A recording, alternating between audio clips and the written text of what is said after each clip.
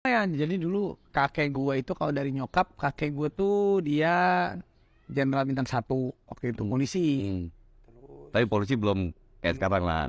Sekarang Masih zaman tentara lah dulu ya. tapi nenek gue tuh tuan tanah di Bandung tuh, tanahnya banyak banget. Di Menteng dulu ada, tapi ya nggak tahu lah. Menteng Jakarta. Menteng Jakarta ada juga. Menteng tuh ada 3. Di Supratman itu di Bandung ada 6. Banyak rumah dia tuh. Jadi kalau keluarga dari nyokap gue tuh yang berada lah kalau nyokap gue.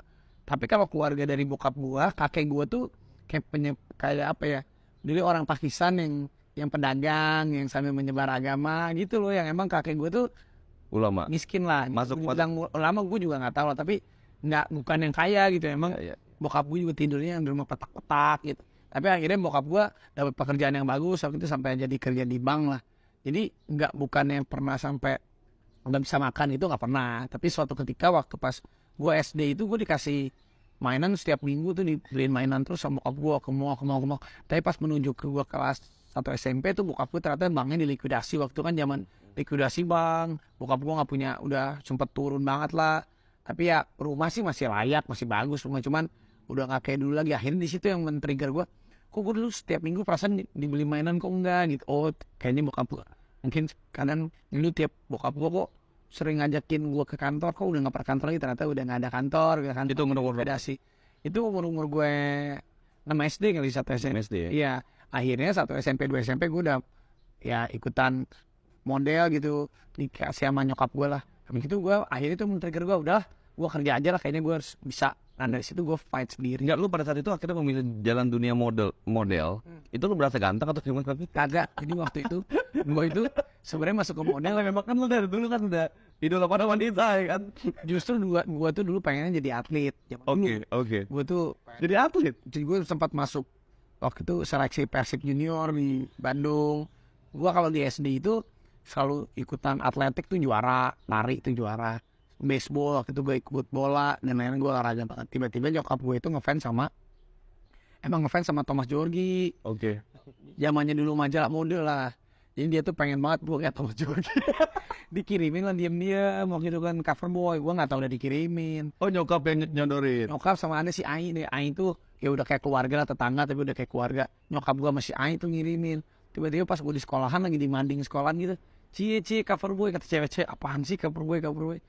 Terus pas gue ngeliat demanding, anjirit bukan gue coy. Akhirnya dari situ nyokap gue udah nggak apa-apa lah gini. Akhirnya gue disuruh casting, ya gue mah anak yang manut aja. Gue casting waktu itu nggak pernah dapet casting.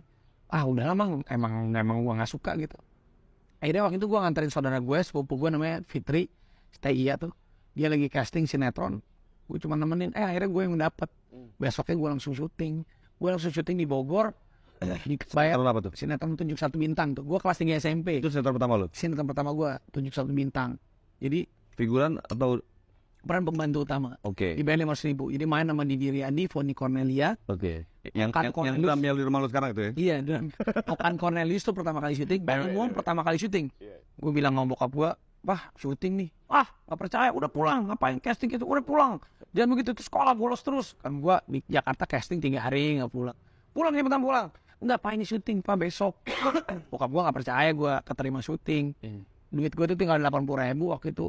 Karena kan naik kereta tuh zaman dulu 25.000 atau 30.000 lah. Masih cukup lah gue. Bandung Jakarta ya? Iya, akhirnya syutingnya di Bogor kan, dari Jakarta gue bingung gak ada yang nganterin, gue naik taksi tuh. Naik taksi zaman dulu dari Bogor dari Jakarta ke Bogor tuh 85.000 atau 95.000. Anjir, Dan itu mahal banget. Mahal banget zaman Mahal dulu, 2001. Aduh, mahal banget. Gue minjem duit ke sutradaranya dulu, ada namanya Naya atau Om. Pinjem dulu Om. Loh, gimana sih nih? Ternyata setiap syuting tuh dulu dapat uang transport 10.000. Oh, itu 10.000 kan gue kurang 10.000. Akhirnya gue minta ke unit 10.000. Terus pas gue syuting, selesai gue cepet, siang gue udah kelar syuting. Gue telepon bokap gue, di mana nih? Di Bogor pas syuting. Gue percaya. Minta Om, ke sutradara, Om, ini Om papa saya, Om, gak percaya. Iya Om, ini Belum anak ada video syuting, call Om. tuh ya dulu ya? Gak ada. Om, ini bener Om, anak syuting Om. Pak, ini saya udah gak bisa pulang Pak, udah gak ada duit. Akhirnya bokap gue jemput dari Bandung ke Bogor, ngeliat gue syuting, baru percaya. Itu tuh pertama kali cerita gue. Waktu itu gue naik skateboard, jadi pas gue casting ditanya, bisa main skateboard gak? Bisa, gue bilang bisa aja. Nanti adegannya, kan sutradaranya, naik skateboard, nabrak tong sampah, jatuh. Iya, oke. Action. Karena gue deg-degan sama Foni sama dijatuhkan fans. Weng itu beneran. Weng jatuh pada. Cut bagus anjir. Padahal gue tuh grogi banget. Terus ini nanti lu gemeter ya kan, lu jatuh lu bangun gemeter. Iya. Emang gue gemeter bangun. Lanjut beneran tuh bukan acting. Jo, lu nama gue Jo. Jo, lu enggak apa-apa kan? Sendiri gini Mas Foni, gue inget banget tuh. Iya, enggak apa-apa. Cut bagus. Berarti gue anjir gue emang bener-bener grogi coy. Itu pengalaman acting deh. Itu pengalaman gue bener-bener ya hoki sih. Jadi gue tuh apa ya? Hidup ini banyak keberuntungan lah buat gue. Itu tuh dulu dibayar masih GoPay tuh ya. Oke, sob. Tapi buat gua waktu itu kelas 3 SMP dapat 500.000 ya besar lah. Iyalah. Seminggu sekali 500. Kalau sebulan 4 kali kan 2 juta.